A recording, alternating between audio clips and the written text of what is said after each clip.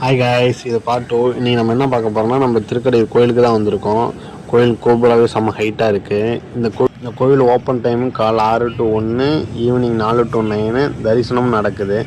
இந்த கோயிலுக்கு நான் பலமுறை வந்திருக்கேன், பட் இருந்தாலும் உள்ளே போனதில்லை. ஆனால் இன்றைக்கி உள்ளே போகிறோம். இந்த கோயிலோட ஸ்பெஷலே என்னென்னா, இங்கே அதிகமாக திருக்கல்யாணம் நடக்கும்.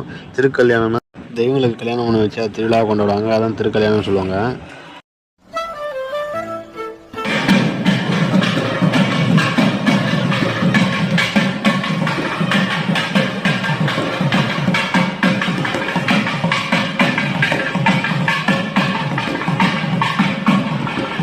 என்னடா மோசம்லாம் கேட்குதுன்னு நினைக்கிறீங்களா? சொல்லி நல்லா திருக்கல்யாணம் நடக்கணும்.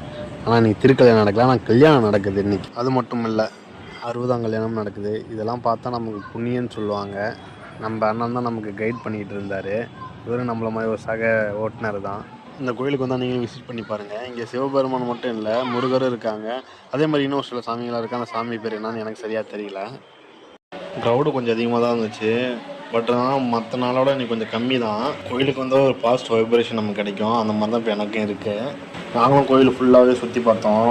கோயில் ரொம்ப அற்புதமாக இருக்குது. அது இல்லாமல் எல்லா சாமிகிட்டையும் நாங்கள் தரிசனமும் கூட வாங்கினோம். தரிசனம் வாங்குறது ரொம்ப நல்லது. அதே மாதிரி திருமணம் ஆகாதவங்க வந்து இந்த கோயிலை தரிசனம் பண்ணால் கூட திருமணம் கூடிய சீக்கிரம் ஆயிடணும்னு சொல்கிறாங்க.